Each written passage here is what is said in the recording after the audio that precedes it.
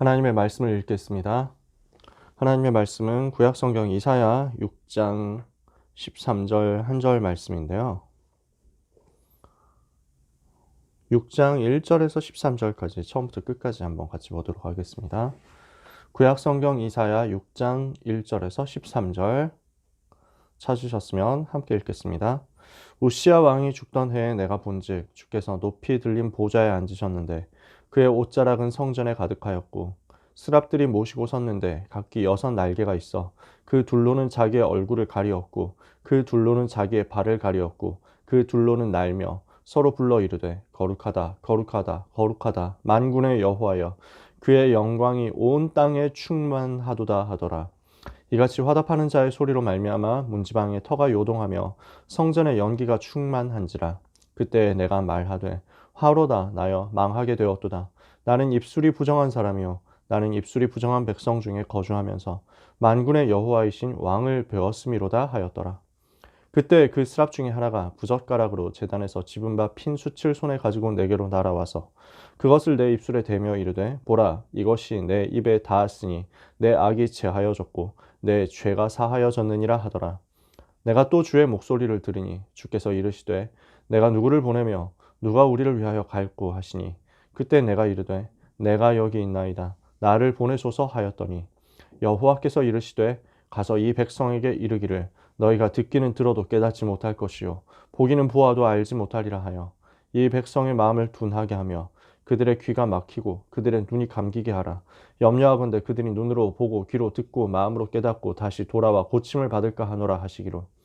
내가 이르되 주여 어느 때까지니이까 하였더니 주께서 대답하시되 성읍들은 황폐하여 주민이 없으며 가옥들에는 사람이 없고 이 토지는 황폐하게 되며 여호와께서 사람들을 멀리 옮기셔서 이 땅 가운데 황폐한 곳이 많을 때까지니라.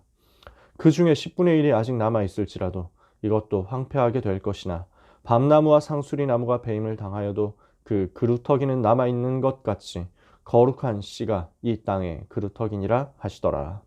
아멘. 오늘 우리가 중요한 말씀을 봤습니다. 제목이 출바벨론입니다.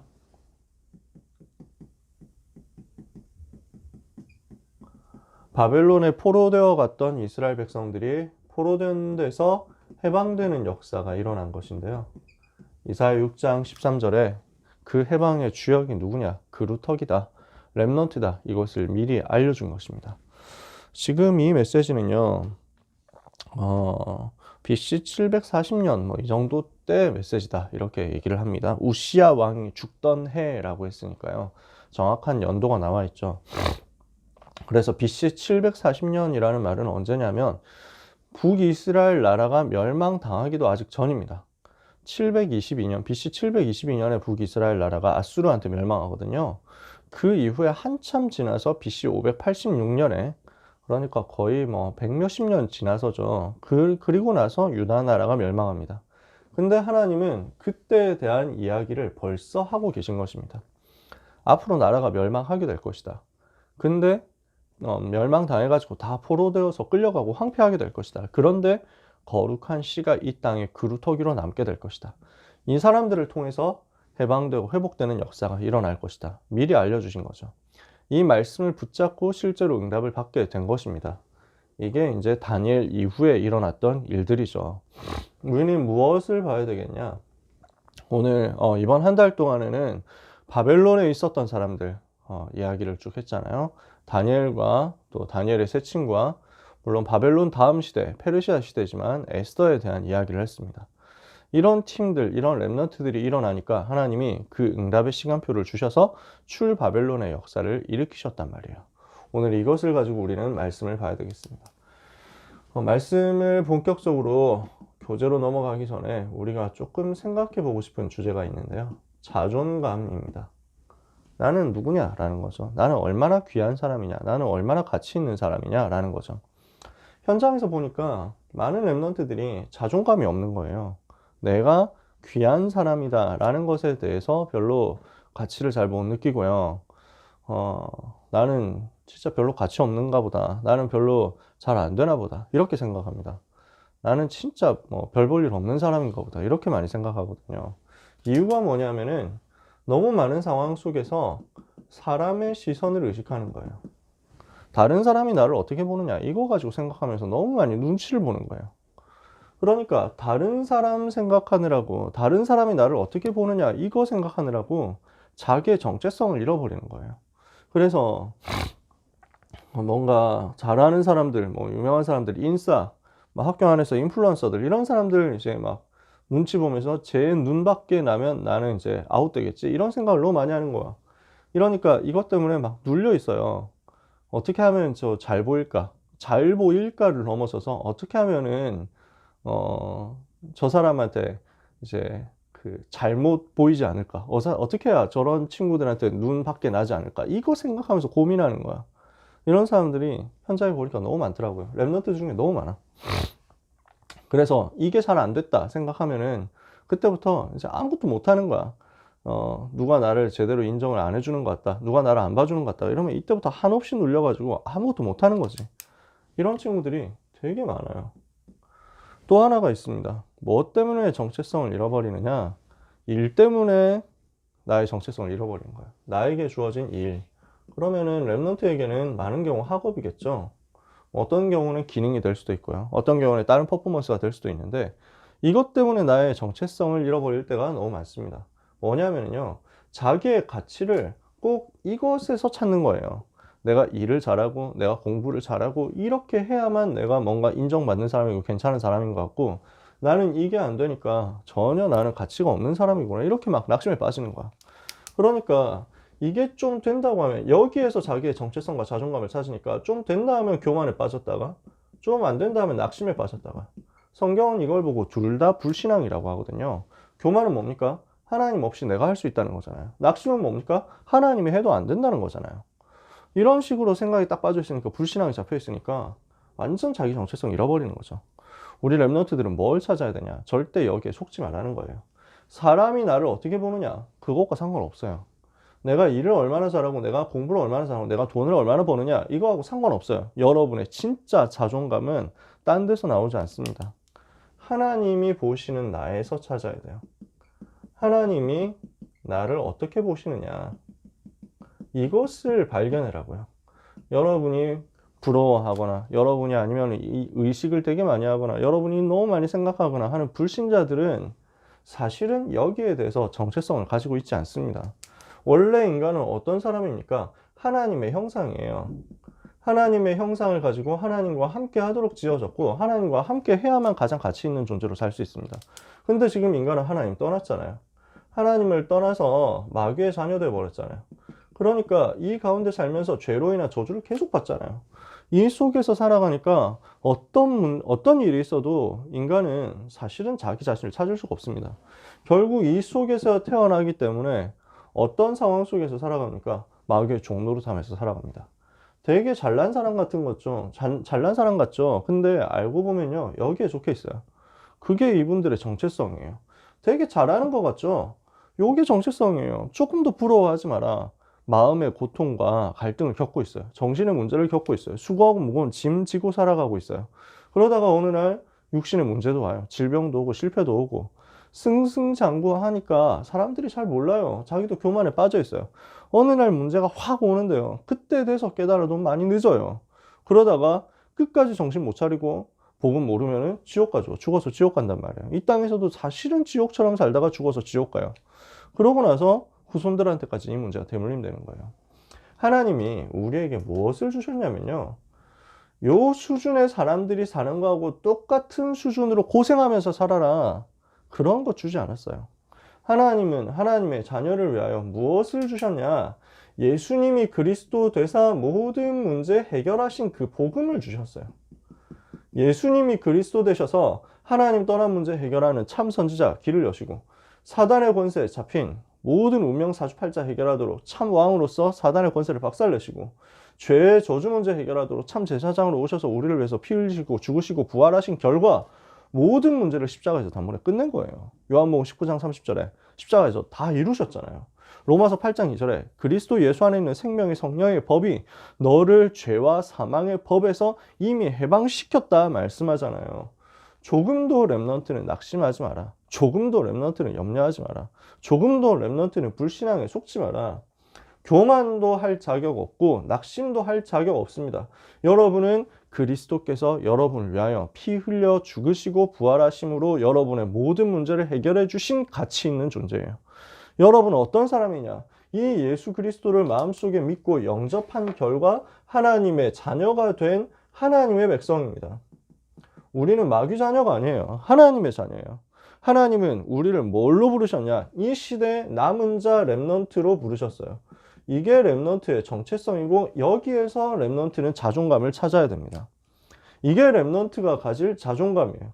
나는 잘 안 돼도 괜찮다 이거예요.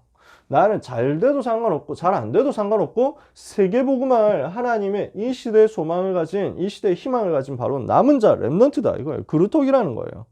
사람들이 나를 뭐라고 평가하느냐 상관없어요. 그 사람들은 여기에 속해 있으니까 여러분의 진짜 모습을 몰라요. 사람들은 요 수준에 빠져 있기 때문에 아직도 여러분이 진짜 무엇인지 얼마나 귀중한 존재인지 영적인 눈이 없다니까요. 그러니까 여러분을 잘못 평가할 수 있어요. 잘못 판단할 수 있어요. 절대 속지 마라. 그거 얼마 안 가요. 그거 별로 중요한 게 아니에요. 제가 나이가 드니까 더 느껴져요. 시간은 되게 쉽게 지나가요. 더 빨리 지나가요. 그리고 어릴 때 되게 크다고 생각했던 거 있죠? 그거 사실은 별로 중요하지 않더라고요. 어릴 때 되게 크게 생각하고 되게 어마어마하게 생각했던 거 있죠? 사실은 별거 아니에요. 다 지나가요. 하나님이 보시는 내가 누구냐? 이것은 변하지 않고 이것은 지나가지 않고 이것은 영원해요. 이 속에서 렘넌트는 자신의 자존감을 찾아라. 나는 어떤 존재냐? 하나님이 가장 귀하게 보시는 하나님의 자녀다. 비록 지금 사람들이 나를 잘 못 알아본다 할지라도, 비록 지금 내가 하는 일이 좀 잘 안 되는 것처럼 보일지라도 나는 하나님께서 가장 귀하게 보시는 하나님의 사람이고 하나님의 자녀다. 그러면요, 요렇게 해서 나오는 자존감은 상대적인 자존감이거든요. 여기에서 나오는 자존감은 절대적인 자존감이에요. 이거는 여기서 나오는 자존감은 좀 되다가 좀 안 되다 그렇습니다. 좀 사람들이 인정해 주는 것 같다가 학년 바뀌고 학교 바뀌고 이렇게 해가지고 갑자기 아싸가 됐어. 전에는 인싸 그룹하고 같이 놀다 보니까 같이 인싸인 것처럼 하고 다녔어. 자존감 엄청 높았어. 그러다가 어쩌다가 전학을 갔어. 모르는 사람들끼리 했다가 어쩌다가 사건에 휘말려가지고 나를 뭐 사람들이 잘 오해하고 잘 안 알아주고 이러면 자존감이 바닥으로 떨어져. 이런 거는 변하는 거잖아요. 그런 자존감 말고요. 하나님이 주신 자존감을 찾으세요. 내가 하는 일의 성공과 상관없이 사람들의 평가와 상관없이 언약을 잡는 순간 이 정체성은 나의 것이 됩니다. 이때 어떤 역사가 일어나느냐? 출바벨론의 역사, 출애굽의 역사, 출로마의 역사. 뭐예요?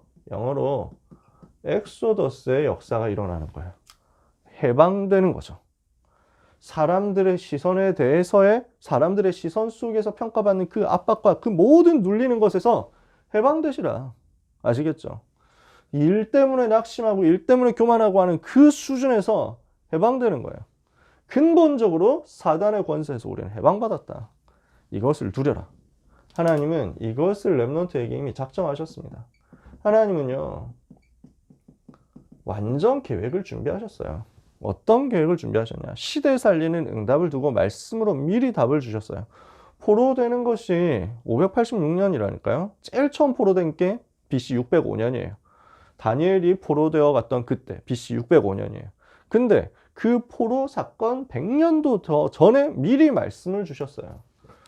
하나님은요, 항상 미리 말씀을 주시고 그 말씀을 성취하심으로써 일하시거든요. 그래서 렘넌트는 오늘 미리 말씀 붙잡으면 돼요. 어떻게 시작될 것이냐? 이사야 6장 1절에서 13절에 그루터기 일어나가지고 시작하게 될 것이다. 이 모든 저주에서 해방되는, 노예되었던 데서, 포로되었던 데서, 속국되었던 데서 해방되는 역사는 그루터기에서 시작하게 될 것이다. 어떻게 회복하게 될 것이냐? 이사야 7장 14절에 처녀가 잉태하여 아들을 낳으리니 그 이름을 임마누엘이라 하리라. 오실 메시아 바라보는 복음을 가지고 회복하게 될 것이다. 그리스도를 통해서 회복되게 될 것이다. 응답이 반드시 오게 되는데 어떤 방법으로 응답이 옵니까? 이사야 40장 6절에서 31절 뭡니까? 말씀 운동 펼칠 때 일어나게 될 것이다. 하나님은 말씀 운동을 준비하시고 이 말씀 운동으로 새 힘을 주시겠다라고 말씀하는 거예요. 이사야 40장 8절에 푸른 마르고 꽃은 시드나 우리 하나님의 말씀은 영영이 서리라. 40장 27절에 31절에 오직 여호와를 앙마하는 자는 새 힘을 얻을 것이다. 그러면 이때부터 표적이 드러나게 될 것이라고 합니다. 어떤 표적이냐? 이사야 43장 1절에서 21절에 여호와께서 새 일을 행하실 것이다. 그래서 이사야 43장에 보면요, 중요한 말씀이 나와요. 야곱아, 너를 창조하신 이가 이렇게 말씀하신다.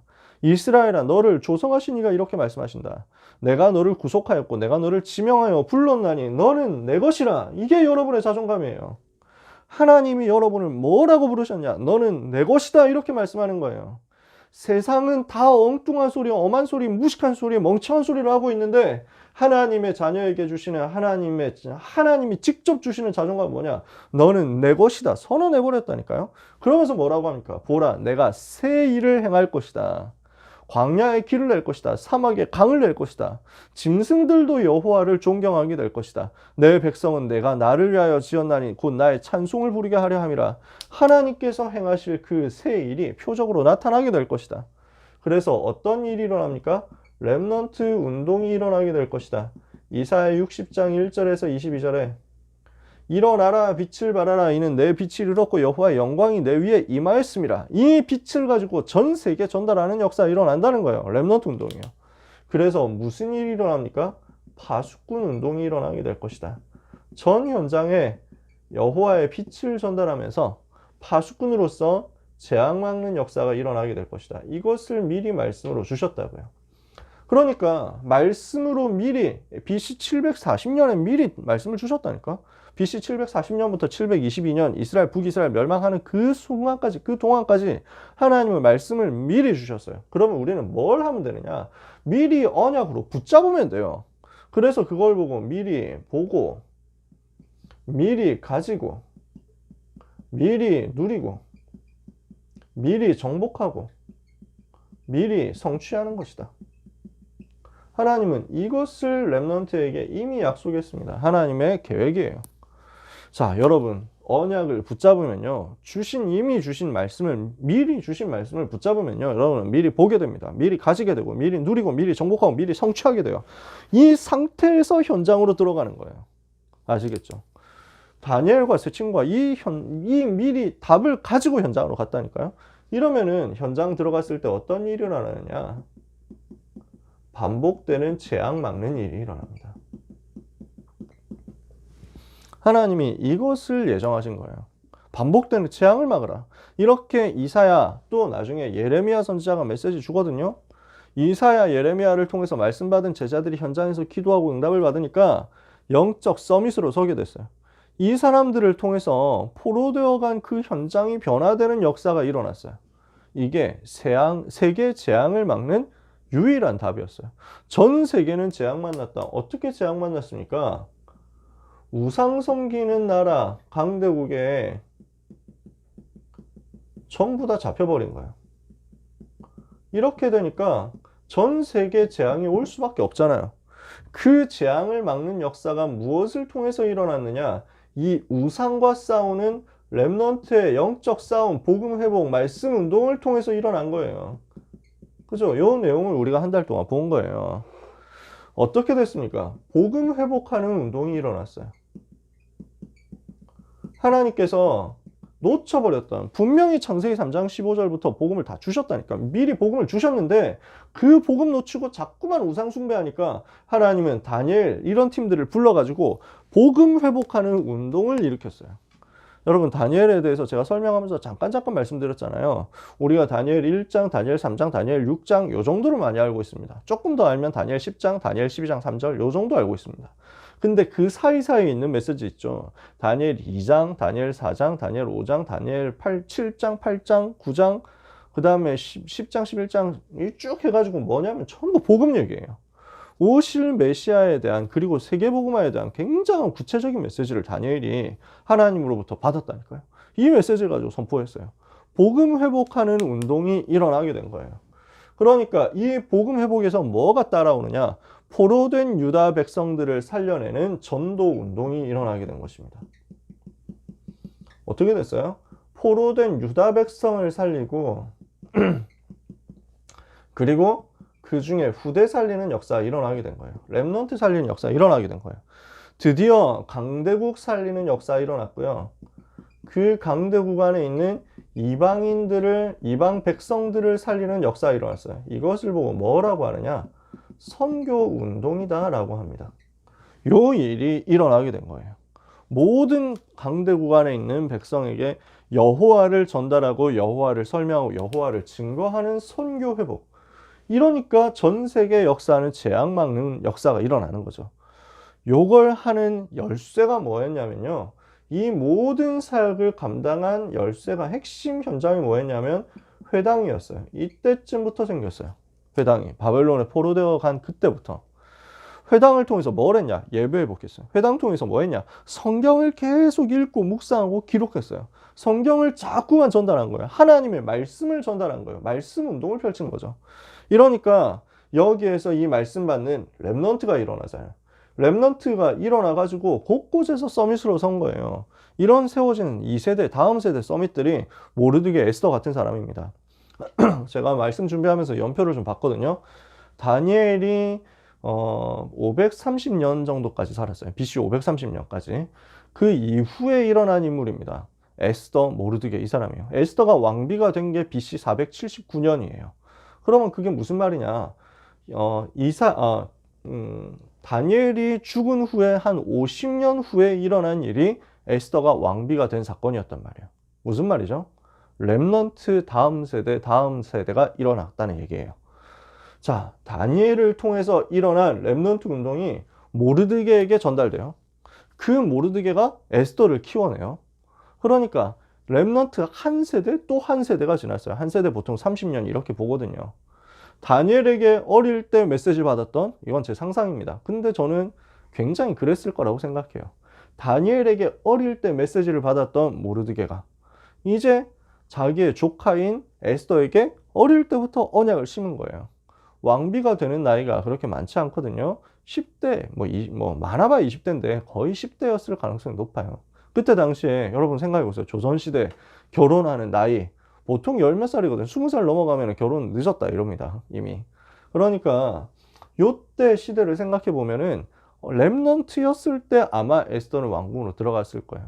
그리고 나서 한 6년 후에 유다 백성 살리는 역사가 일어나요. 이런 일들이 벌어지거든요.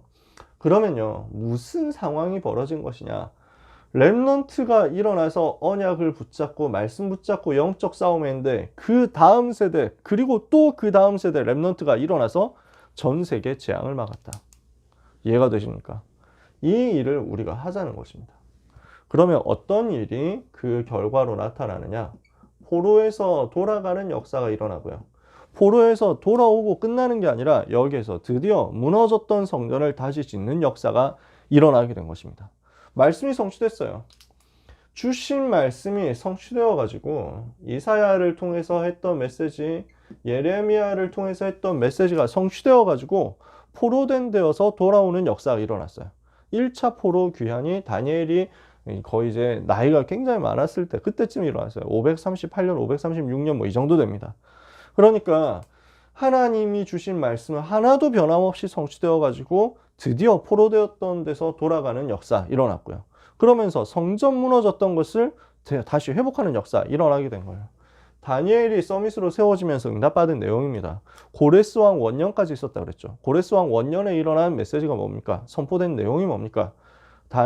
포로된 백성들, 유다 백성들 다시 고향으로 돌려보내라 라는 명령이 떨어지는 거예요. 그래서 이 서밋들의 영적 싸움, 렘넌트 서밋들, 영적 서밋들의 한 시대 살리는 복음 운동 속에서 드디어 포로에서 귀환하라는 명령, 포로들은 자기 고향으로 돌아가라는 명령과 성전을 건축해라는 명령이 내려집니다. 이렇게 해서 유다 백성들이 유다 나라로 돌아와가지고 거기에서 성전을 다시 짓기 시작하죠. 근데 여러 가지 문제가 일어나서 성전 건축이 중단됐어요. 중단되었을 그때 하나님은 말씀을 다시 주세요. 학개 선지자, 스가랴 선지자 이런 사람들이 일어나가지고 말씀이 전달되게 된 거예요. 여기에서 어떤 말씀이 전달되느냐. 너희들은 성전을 다시 시작해라. 스스로 굳세게 해라. 내가 너희와 함께하고 있다. 애굽에서 나올 때부터 약속했던 그 언약의 말씀과 나의 영이 너희 가운데 머물러 있기 때문에 너희는 두려워하지 마라. 학개 선지자를 통해 가지고 하신 말씀이에요. 그러면서 뭐라고 합니까? 스가랴 선지자를 통해서 하신 말씀. 큰 산이 스룹바벨 앞에서, 성전 지을 사람이 스룹바벨이거든요. 큰 산아 네가 무엇이냐? 네가 스룹바벨 앞에서 평지가 될 것이다. 그러면서 뭐라고 말씀하느냐? 힘으로도 되지 않고 능으로도 되지 않는데 오직 나의 신으로, 나의 영으로, 성령으로 된다. 성령 충만 받아라. 이거 약속하신 거예요. 이 말씀 주신 거예요. 그러니까 이 중단되었던 성전이 말씀이 전달되면서, 말씀이 선포되면서 말씀 붙잡은 사람들을 통해서 다시 시작되는 것입니다. 또다시 말씀 성취돼요. 그래서 스룹바벨, 렘넌트죠. 렘넌트 서밋으로서 총독으로 지금 온 거예요. 그리고 대제사장 여호수아입니다. 이 사람도 렘넌트죠. 메시지 받은 사람이에요. 이 사람들 중심으로 해가지고 말씀이 성취되면서 다시 성전이 완공돼요. 이 성전을 그래서 지은 사람 이름을 따서 스룹바벨 성전이라고 합니다. 스룹바벨 혼자서 지은 게 아니라 모든 백성이 다 같이 지었어요. 그래서 성전이 다시 재건되는 역사가 일어나요. 요 성전을 두고 하나님이 뭐라고 말씀하시느냐? 하늘과 땅과 바다와 만국이 진동하게 될 것이다. 이 성전의 이 나중 영광이 이전 영광보다 크게 될 것이다. 이전 영광보다 나중 영광이 크게 될 것이다. 나 여호와의 말이니라. 학개 선지자를 통해서 이렇게 말씀하셨어요. 요 메시지가 그대로 다 성취되는 성전이었다는 것입니다. 자, 말씀 마칩니다. 우리는 무엇을 생각해야 되느냐? 하나님은 이 시대에 우리를 부르셔서 이 일을 회복하기를 원하시는 거예요. 무슨 일이냐? 하나님이 하기를 원하시는 일이 뭐냐? 렘넌트 세우라는 거예요. 하나님의 계획입니다. 하나님의 일은 렘넌트 세우는 거예요. 그리고 반복되는 재앙 막는 거예요. 그리고 무너진 교회를 살려라. 이게 하나님이 여러분을 통해서 하실 일이거든요. 그렇다면 여러분은 지금부터 뭘 하면 되느냐? 언약부터 붙잡으면 돼요. 미리 말씀 붙잡으면 된다는 거예요. 언약부터 붙잡아라. 하나님이 주시는 말씀부터 붙잡아라. 하나님이 나에게 주신 나의 정체성, 나의 자존감, 나에게 주신 나의 복음부터 붙잡아라. 언약부터 붙잡으면 돼요. 그러면 언약부터 붙잡는다는 말은 무슨 말이냐면요. 말씀을 제대로 들으세요. 말씀을 제대로 듣는 것에서부터 시작됩니다. 여러분이 말씀 듣는 시간을 소중하게 생각하시고요. 말씀 듣는 여기에 집중해 보세요. 그러면서요. 말씀 들었잖아요. 한 번 듣고 끝나지 말고 이 부분을 반복해 보세요. 다시 들어보고요. 그래서 계속 영상 나가잖아요. 계속 음성 이런 거 나가잖아요. 이런 부분을 계속 반복해 보세요. 여러분이 필기한 걸 그걸 다시 읽어 보세요. 그러면서 괜찮다 하면, 시간이 좀 된다 하면은 말씀을 다시 녹취해 보세요. 이렇게 하는 것이 뭐에 연결되어 있냐면요. 집중에 연결되어 있어요. 집중. 말씀을 다시 듣는다, 다시 읽는다, 아니면 아예 새로 쓴다, 이런 것들이요. 집중과 연결되어 있어요. 이게 집중이에요. 딴 생각할 틈을 없애잖아. 이걸 여러분 해보시라니까요. 언약부터 붙잡아야 되니까 거기에서 나에게 주시는 것을 찾아서 미션을 발견하는 거예요. 나에게 주시는 것을 찾아가지고 발견해가지고 미션을 찾아내서 나에게 주신 나의 미션을 가지고 실천 속으로 들어가는 거예요. 작은 것부터. 이렇게 언약을 잡고 기도하면 여러분에게 반드시 응답의 날이 오게 되어 있습니다. 여러분이 이걸 해보세요. 이걸 가지고 하나님이 주시는 응답의 날, 사도행전 2장 1절 오순절 날 마가다락방에 성령 충만 임한 것처럼 언약부터 붙잡으세요. 언약 붙잡고 기도하는 데서 시작돼요. 그러면 그 날이 온다니까요. 스가랴 4장 6절에 힘으로도 되지 않고 능으로도 되지 않는데 오직 여호와의 성령으로 된다. 그 성령 충만 임하는 날이 온다니까요. 그래서 여러분, 이 언약 안에서 나의 정체성 누리는 기도부터 시작하세요. 이것을 자존감 누리는 기도부터 시작하세요. 나는 누굽니까? 그루터기예요. 나는 누굽니까? 하나님의 희망이에요. 나는 누굽니까? 이 시대의 남은 자, 하나님의 자녀. 절대 속지 마세요. 렘넌트 여러분은 누구다? 하나님의 희망이다. 이것을 붙잡고 기도 실천 시작하시기 바랍니다. 하나님은 렘넌트의 삶을 통해서 영광을 받으실 것입니다.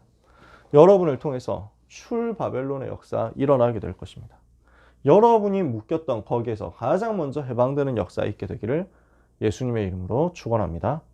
기도하겠습니다. 하나님 감사합니다. 언약 붙잡은 하나님의 자녀들을 통해서 미리 본 자들을 통해서 세상 살리는 역사, 세계 재앙 막는 역사 일어났사오니 오늘도 우리 렘넌트를 통해서 이 일이 일어나기를 기도합니다.